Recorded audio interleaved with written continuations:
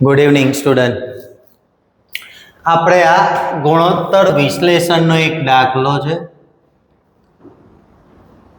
વિશ્લેષણ, બરાબર? હા, ગુણોત્તર વિશ્લેષણ એના મેં સ્ટેપ મૂકી દીધા છે, તમારે સ્ટેપ જોઈ લેવાના. હું તો છે ને પહેલા રફ ગણતરી કરાવી જ દેતો હોઉં છું, એટલે રફ ગણતરી થઈ જાય પછી ગુણોત્તરમાં બધું મુકાઈ જાય વ્યવસ્થિત રીતે. તો જોતા જઈએ.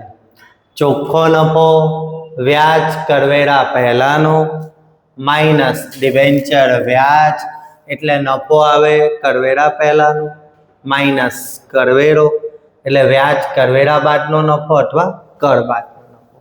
આપણી પાસે છે કર બાદનો નફો 1,87,500 એટલે હું અહીં મૂકીશ 1,87,500. કર બાદનો છે, 50% કર બાદનો એટલે કર બાદનો, બરાબર. હવે કરવેરો જો 50% કપાતો હોય, 50% કરવેરો કપાય તો બાકી બચે 50%. 50% કરવેરો કપાતો હોય તો બાકી બચે 50%. એટલે 50% આટલા તો આ 50% એ કેટલા તો એ જ થશે 50% 1,87,500 તો આ 50% એ 1,87,500. અને નીચેથી જ્યારે પણ ઉપર જતા હોય ત્યારે પ્લસ થતું હોય એ માઇનસ થાય ને માઇનસ થતું હોય એ પ્લસ થાય.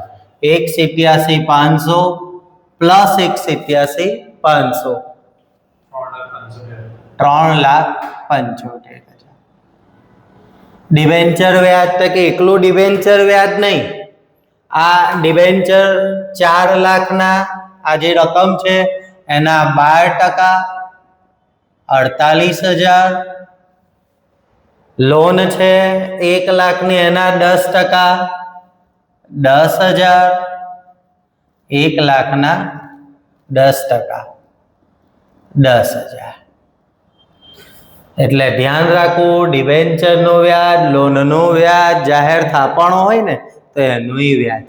હા, મેં લખવા માટે ખાલી ડિબેન્ચર વ્યાજ લખું છું, પણ લાંબા ગાળાના ઉછીના નાણાંનું જેટલું પણ આવે એટલે એવું કહેવાય ડિબેન્ચરનું વ્યાજ, લોનનું વ્યાજ, જાહેર થાપણોનું. એટલે આ 4 લાખના 12% 48,000 અને લોન જે છે 1 લાખના 10% એટલે 58,000.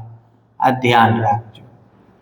એટલે ઉપર જતા 3,75 પ્લસ 58,000 4,33,000 4,33,000.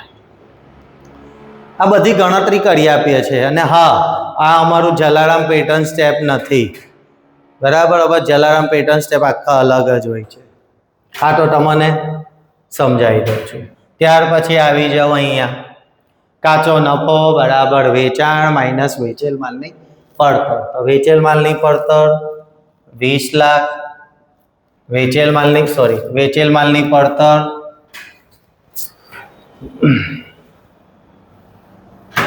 વેચેલ માલની પડતર 20 લાખ, 20 લાખ વેચેલ માલની પડતર 20 લાખ.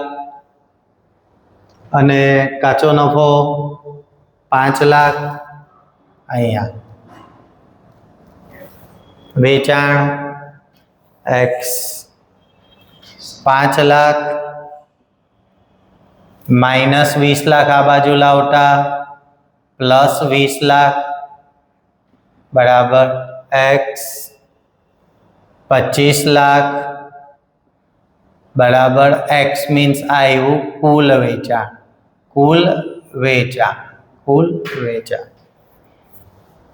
પછી અહીંયા આવી જાઉં, સંચાલન ખર્ચા બરાબર કાચો નફો 5 લાખ, ચોખ્ખો નફો વ્યાજ કરવેરા પહેલાનો 4,33,000, સંચાલન ખર્ચા મળે 67,000. પછી આ માલિકીના ભંડોળ બરાબર ઇક્વિટી શેર મૂડી 10 લાખ વત્તા પ્રેફરન્સ શેર મૂડી 4 લાખ અનામતો, રાખી મૂકેલ કમાણી આ અનામતો કહેવાય. અનામતો 4 લાખ. ડિવેન્ચર વટાવ અવાસ્તવિક મિલકત 20,000.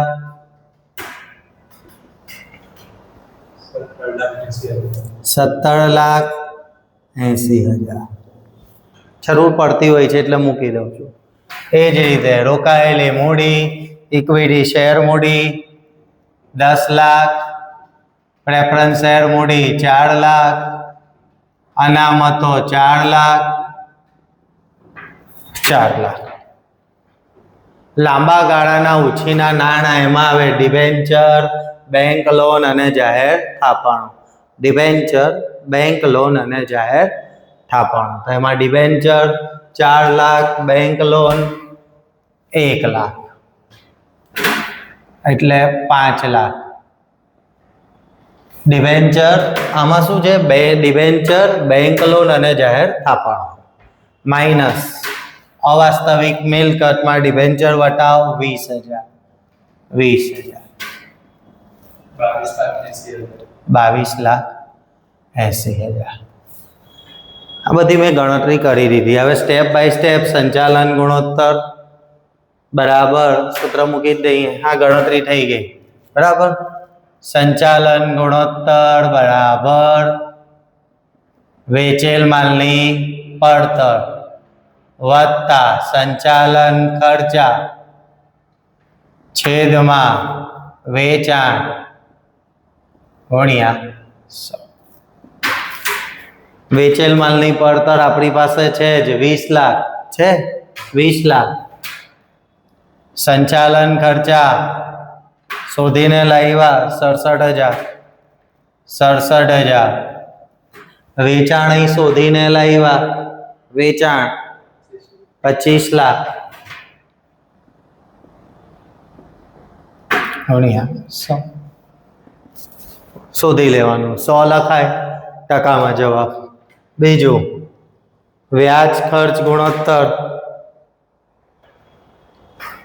વ્યાજ ખર્ચ બીજો વ્યાજ આવરણ ગુણોત્તર. વ્યાજ આવરણ ગુણોત્તર બરાબર ચોખ્ખો નફો વ્યાજ કરવેરા પહેલાનો.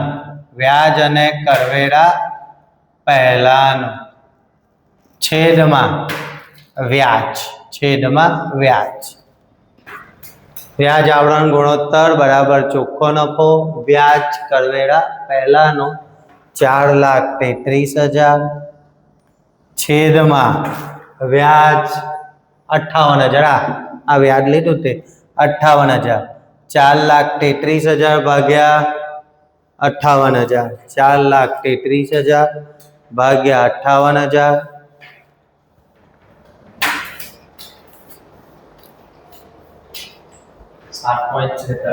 7.46 વખતમાં આવે જવાબ. વખતમાં આવે ધ્યાન રાખજો. અને આ 20,67,000 ગુણ્યા 100 ભાગ્યા 25 લાખ. 100 લખાય ને એટલે જવાબ ટકામાં આવે. 100 લખાય એટલે જવાબ ટકામાં આવે 82.68%. માલિકી ગુણોત્તર ત્રીજો. માલિકી ગુણોત્તર બરાબર માલિકીના ભંડોળો છેદમાં વાસ્તવિક મિલકતો ગુણ્યા 100. વાસ્તવિક મિલકતો. માલિકી ગુણોત્તર બરાબર માલિકીના ભંડોળો છેદમાં વાસ્તવિક મિલકતો. માલિકીના ભંડોળો 17,80,000. 17,80,000. વાસ્તવિક મિલકતોમાં વાસ્તવિક મિલકતો બરાબર કાયમી મિલકતો વત્તા રોકાણો વત્તા ચાલુ મિલકતો. ચાલુ મિલકતો. વાસ્તવિક મિલકતો બરાબર કાયમી મિલકતો વત્તા રોકાણો વત્તા ચાલુ મિલકતો. કાયમી મિલકતો મીન્સ સ્થિર મિલકત 16 લાખ, સ્થિર મિલકત 16 લાખ પ્લસ રોકાણો નથી, ચાલુ મિલકતો 11 લાખ. 11 લાખ એટલે 27 લાખ વાસ્તવિક મિલકતો આવે. 27 લાખ 100 એટલે માલિકી ગુણોત્તર 65.92%. 100 લખાય એટલે જવાબ ટકામાં આવે. 100 લખાય એટલે જવાબ ટકા. 65.92%. ગિયરિંગ ગુણોત્તર ભૂસી નાખું છું.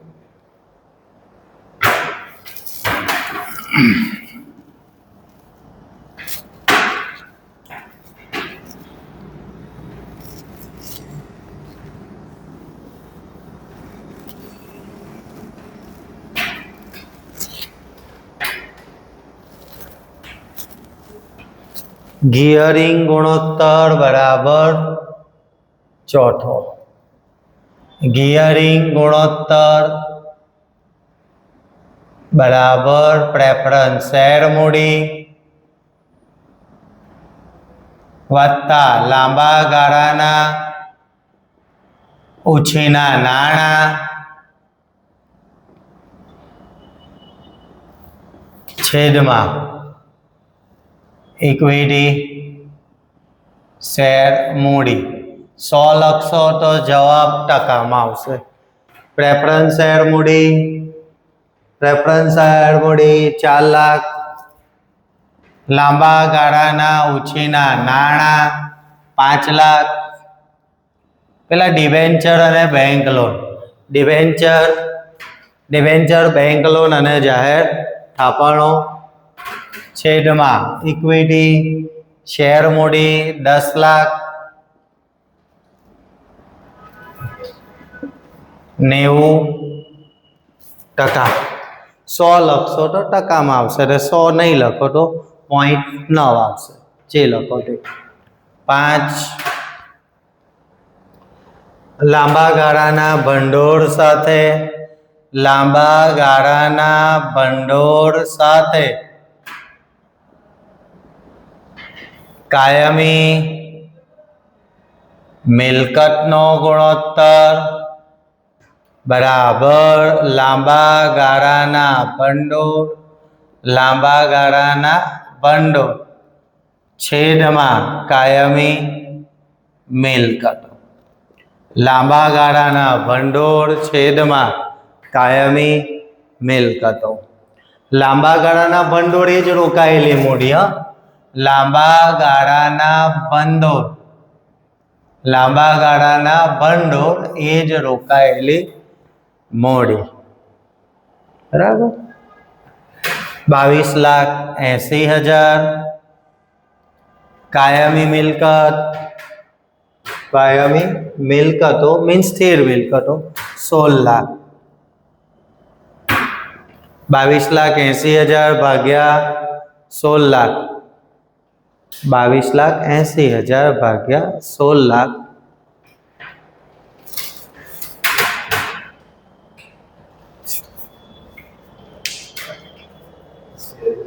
ભાગ્યા 16 લાખ 1.425. અને બીજો કાચા નફાનો ગુણોત્તર પણ છે ને ચોખ્ખા નફાનોય છે, પણ એ ઈઝી આવે ને એટલે મેં લખ્યા નથી.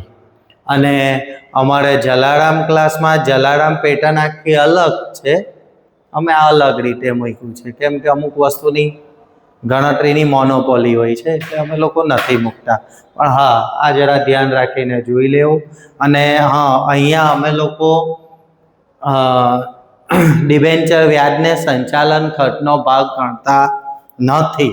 ડિબેન્ચર વ્યાજને સંચાલન ખર્ચનો ભાગ ગણ્યો નથી. ઘણા લેખકો ડિબેન્ચર વ્યાજને સંચાલન ખર્ચનો ભાગ ગણે. ડિબેન્ચર વ્યાજ મીન્સ એકલું ડિબેન્ચર વ્યાજ નહીં, એટલે નાણાકીય ખર્ચ. નાણાકીય ખર્ચને સંચાલન ખર્ચ ગણે છે તો ઘણા લોકો ગણતા નથી. આ દાખલો નાણાકીય ખર્ચને સંચાલન ખર્ચનો ભાગ ગણ્યો નથી. આ ધ્યાન રાખજો.